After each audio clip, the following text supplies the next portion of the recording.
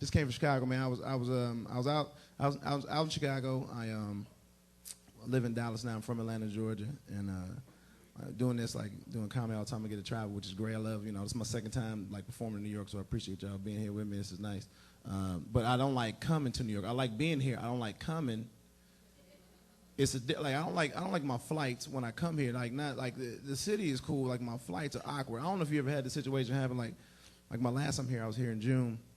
And like when you get on a plane, like I prefer window seats. I get on a plane, and when you sit down, the first person to sit down claims the armrest like it's mine. You know what I mean? Like you get down, you're like, all right, this is my armrest. Like whoever, it's like it's up to you. Like if you're gonna claim it, but the only problem is now you can't move your arm the whole flight.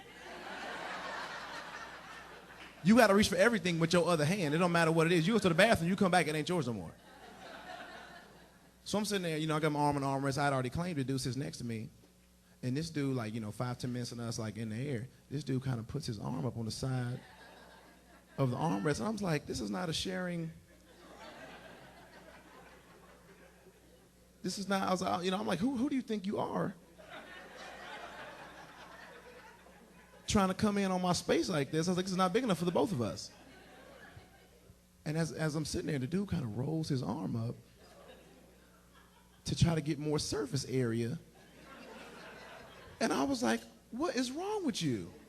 Now, at this point, his arm never touched my arm. However, his arm hair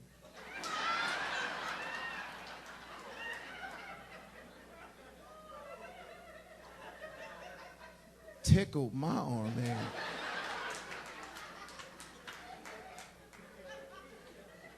And I don't know if you ever been to do your experiences before. This is like the equivalent of a dude blowing in your ear. So immediately I'm like, man, that's yours. You can have the worst one. The worst time is I was on this time I was like, I got up here today and I'm sitting by the window and it's one of the 3 seat rows. I'm in A by the window. There's a B and a C, Deuces in B, and we're waiting for the last guy to come. We get 20,000-30,000 feet in the air. And we're on our way. And this dude in C never shows up. So I'm looking down at the aisle and I'm like, hey man, I don't think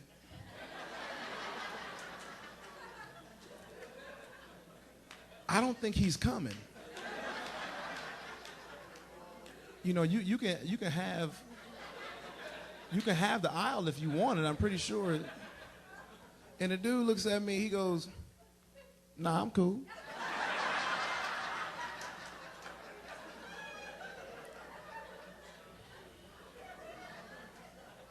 I'm like, what?